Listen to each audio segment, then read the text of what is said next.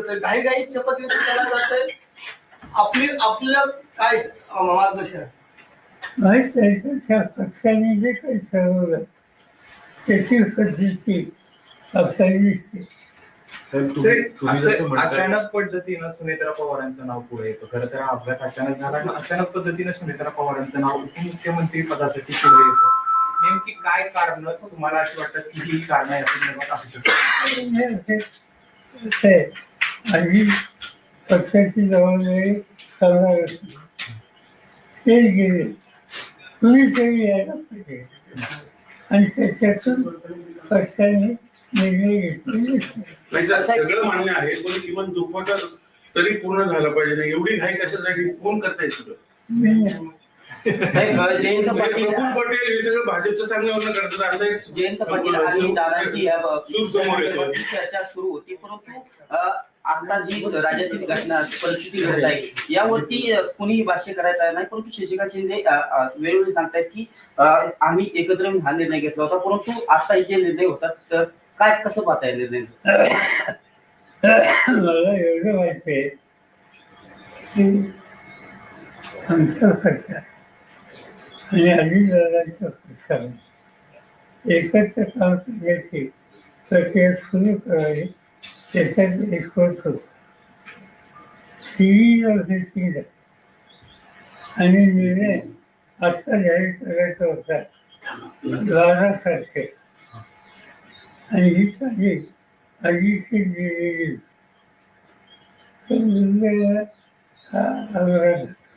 पण पार्थ पवारांनी हे सगळं घडून आलं असं बोललं जातंय. पवार फॅमिली सहमत आहे का सगळ्या एवढ्या काहीशी? तुम्हाला किमान सांगितलं गेलं तरी नाही का की बाबा आम्ही असं असं करतोय? साहेब, एक मतप्रवाह असा आहे की 10 दिवस जरी या घटनेला अजून होत नाही, तुम्ही असं म्हणताय की कोणाला तरी पुढे येणं स्वाभाविक आहे, पुढे येतील पण ह्या सगळा कालावधी थोडा जर उलटला असता, कारण की कार्यकर्त्यांची भूमिका आहे, तुम्ही देखील कार्यकर्त्यांसोबत नेहमी राहिलेला आहात, फक्त हा कालावधी जो आहे हा थोडा जर पुढे गेला असता तर याच्यातनं एक अजून एक पॉझिटिव्हिटी असेल किंवा एक पुन्हा एकदा पक्षाचं नेहमीप्रमाणेच एक भूमिका असेल ती वेगळी राहिली असती असं वाटत नाही. आणि मी तुला स्वच्छ सांगितलं की आमच्या पक्षामध्ये दोन्ही पक्षामध्ये सुसंवाद राहावा यासाठी काँग्रेससाठी चर्चा सुरू होती आणि ती चर्चा पॉझिटिव्ह डिरेक्शनली होती. अनफॉर्च्युनेटली या इन्सिडेंटवर त्याला धक्का बसला. आणखी प्रोसेस अशाच पद्धतीने सुरू राहील असं तुम्हाला आता सध्या परिस्थितीला वाटतं? त्याच्यात नाही.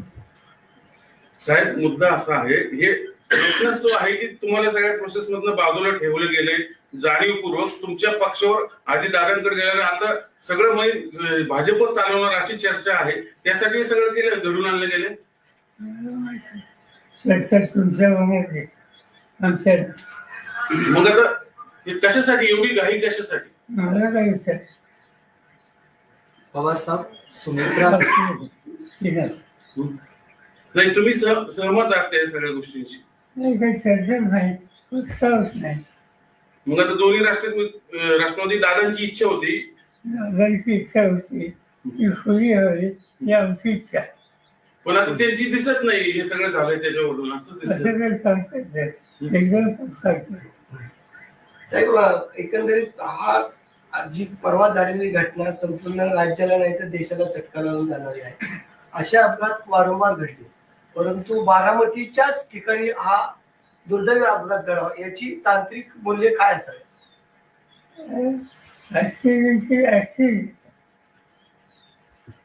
टेक्निकल सिच्युएशन क्या हो सकती? साहेब, गेल्या ज्या दिवसापासून हा अपघात घडला आहे त्या दिवसापासून समाज माध्यम असतील किंवा अनेक नेते मंडळी सुद्धा असतील किंवा अनेक जण असतील, ते या संपूर्ण घटनेकडे एक वेगळ्या नजरेने बघतायत. काही जणांचं असं म्हणणं आहे की काही फाऊल प्ले सुद्धा या गोष्टीमध्ये झाला असावा. तुम्ही पहिल्याच दिवशी क्लिअर केलं होतं की हा निव्वळ अपघात आहे, पण जर तांत्रिक मूल्यांबाबत हा जरी अपघात असला तरी या चर्चा घडवणं किंवा या सगळ्या गोष्टी थांबवणं अपेक्षित आहे. कसं बघताय?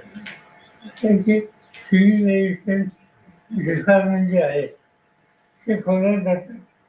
त्यांनी काल CID जाहीर केली. बघूया ते सकाळी. दादांची आठवणी तुम्हाला कशा जागी करतात? दादांचं आपलं बोट धरून दादा पुढे आले, धावत गेले. मला तर चांगलं घेतलं. सर, दादांची इच्छा होती दोन्ही पक्ष एकत्र यावेत, पण आता दादाच नाहीये. मग तिकडनं ही सगळी मंडळी कोण आता कोणाशी चर्चा करणार? ते ठरवते ना. हा निर्णय ही जी प्रक्रिया त्याच्यात आम्ही पूर्ण मी सांगितलं. अजित पवार होते, जयंत पाटील होते. जयंत पाटील हे जाऊन विचारतात की तुला काय करायचं. तर दोन्ही राष्ट्रवादी एकत्र येऊ नये याच्यासाठी पण प्रयत्न. त्यासाठी हे सगळं घडवलं गेलं असं एक बोललं जातंय. तुमचं काय बोलणं नसतंय ते आमच्या कारणात आहे. जी मंडळी दोन्ही पक्ष एकत्र आल्यामुळे त्यांचं महत्व कमी होणार होतं, त्यांनी हे सगळं घडवून आणलंय असं वाटतं. अशी वाटते असते मला त्या साहेब असं पण अनेक म्हणजे तुम्ही सहमत आहात या सगळ्या गोष्टींशी? साहेबांना अंदाज असा होता का आता आपण दादांच्या मिसिंग आहे. नाही शेवटचा शेवटचं. साहेब, भाजप बरोबर दादा एकत्र आल्यानंतर आपण भाजप सोबत जाणार होता का? दादा जर दोन्ही राष्ट्रवादी एकत्र येणार होत्या आणि सत्तेमध्ये राहायचं असेल तर आपण भाजप बरोबर जाणार होता का? भाजपचा काही सवाल दादा ऑलरेडी भाजपमध्ये आहे, ते सत्तेमध्ये आहे. मांडली आहे. आमची जी चर्चा झाली त्याच्यात असा कुठला पक्ष त्याचं नाव नसतं. थँक्यू.